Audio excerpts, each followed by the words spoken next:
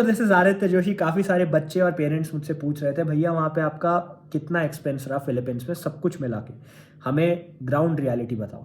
तो मैं आपको बताता हूँ, ओवरऑल पर मंथ आपका 30,000 INR खर्च होने वाला है। एक्सीड भी कर सकता है, इतना तो जाएगा। On an average 25 to 30,000 per month आपका खर्चा जाता है। वहाँ लिविंग एक्सपेंस बहुत हाई है। टोटल MBBS आपका 55 लाख क्रॉस कर जाएगा।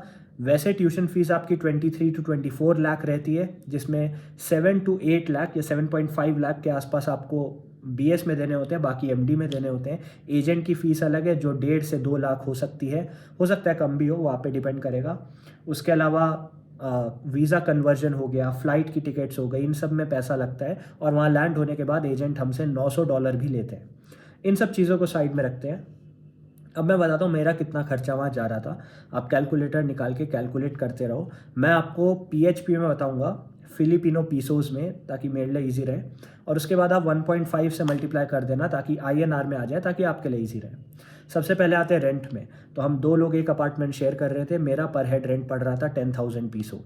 फिर आते हैं पानी। अब पीने का पानी का रेंट पड़ रहा था 500 पीसो, और वैसे ओवरऑल पानी का पर मंथ भी 500 to 1000 पीसो के आसपास था। अब आता है इलेक्ट्रिसिटी। इलेक्ट्रिसिटी हमारा मेरा पर हेड बढ़ रहा था 1,500 to 2,000 पीसों के आसपास, जब हम AC हर दिन नहीं चलाते थे। AC चलाना पड़ेगा, वहाँ बहुत गर्मी होती है, तो आप AC चलाओगे तो बिल ज़्यादा जाएगा। मेस की बात करें, क्योंकि खुद से खाना तो हम नहीं बना सकते थे, तो मेस की बात करें तो वहाँ 5,500 पीसो पर मंथ मेस का जाता था। मिसलेनियस ग्रोसरीज वगैरह कैलकुलेट कर लेते हैं तो उसमें भी हमारा 2,000 पीसोस चला जाता था। मिल्क हो गया, एग्स हो गया, ब्रेकफास्ट क्योंकि नहीं आता, क्योंकि मेस 2 ही टाइम खाना देती है। उसके अलावा हमने प्रोटीन लगाया था, क्योंकि वहाँ डाइट सफिशिएंट नहीं थी और हमें न्यूट्रिशन नहीं मिल पा रहा था, बहुत सिकुड़ गए थे हम, पतले हो गए थे। तो प्रोटीन लगाया था ताकि फिटनेस ठीक रहे। अब प्रोटीन हमारा था 4,000 पीसों का।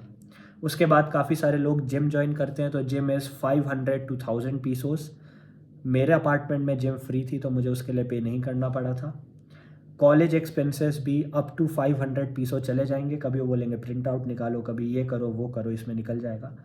ट्रैवलिंग एक्सपेंसेस, क्योंकि पैसा निकालना है तो निकालने जाना पड़ेगा, वहाँ पे भी आपके एक बार के 50 से 100 पीसो लग जाते हैं। तो महीने में अगर आप एक बार भी जाओगे तो इतना तो लग ही जाएगा। तो सब कुछ मिसलेनियस मिला के 1,000 पीसोस और कैलकुलेट कर लीजिए। इसके बाद depending on which card you have, कौन सी कंपनी का है, ICICI, HDFC, जिसका भी है। फॉरेक्स कार्ड हो तो थोड़े कम पैसे कटते हैं, अगर फॉरेक्स कार्ड नहीं है, डेबिट कार्ड है, तो ज़्यादा पैसे कटते हैं। बट उसमें भी पर ट्रांजिशन मेरे 500-600 INR कट रहे थे। लोगों के 1,000-1,500 INR भी कट रहे थे। इसके अलावा उसके अलावा भी महीने का और कुछ खर्च ऐसा एज सच तो नहीं होना चाहिए था। मोस्टली आपने देखा है बिल्स पे मिसलेनियस काफ़ी कम है। अच्छा, अगर आपको बाहर आउटिंग पे जाना है या सोच रहे हो हफ्ते में एक बार बाहर कुछ खा लिया जाए, तो उसमें भी आपके 500 पीसों तक लग जाएंगे एक बारी में। तो अगर आप 4 बार जाओगे तो 2,000 पीसो, नहीं तो 1,000 पीसो आप मिसलेनियस कैलकुलेट कर सकते हो।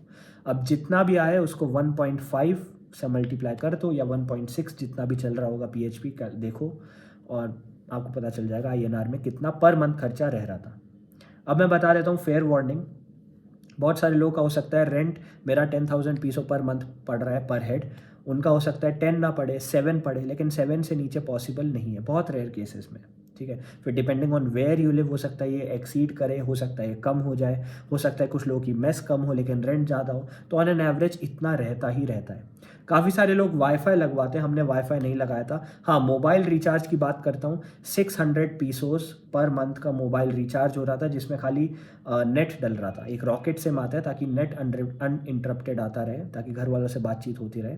वाईफाई लगाओगे तो पर मंथ पर हेड खर्चा आपका 750 के आसपास आ जाएगा पीसोस में। So that was all. I hope this video helped. Thank you.